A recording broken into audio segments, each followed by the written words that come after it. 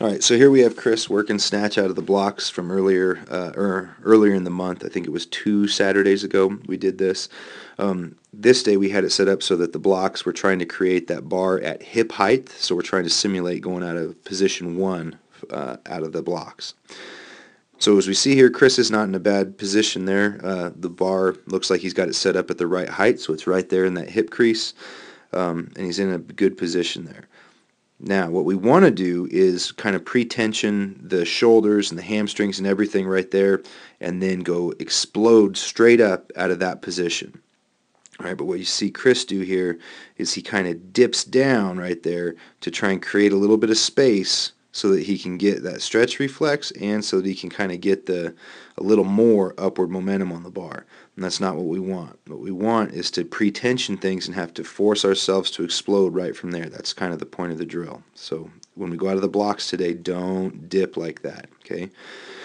All right, so now if we take that part out and we watch right from here, it gets better because you can see the bar's in a good place on his hips.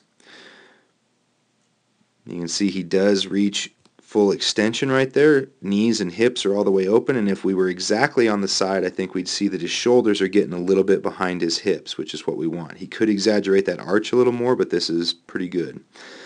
Next thing to watch is his elbows. You can see there he is pulling back on the bar. He definitely is bending his elbows, and his elbows are pointed back toward the wall behind him, not pointed straight up. He's not, shrugging it up like a scarecrow. Elbows are going back. As he goes under the bar, though, we have a little bit of work to do as far as getting the timing right. Okay, he comes under the bar here, and if we stop the film right there, that's where it looks like his lower body is in receiving position.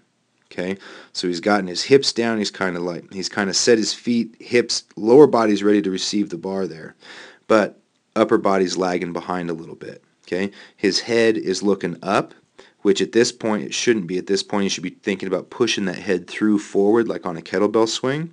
And then his arms are a little slow because when he's in this position right here, lower body wise, his arms should be straight and that bar should already be behind his head. So he's got to bring the upper body speeded up a little bit. Right. You can see he rides it down and does save the lift. He's in a good position right there, but you can see he doesn't really get that good rack position until there. We'd like to see that good solid overhead position just snap right into place right here. Okay? We'd like to see the arms straight, the bar back behind the head, and the gaze looking pretty much straight ahead, straight out forward.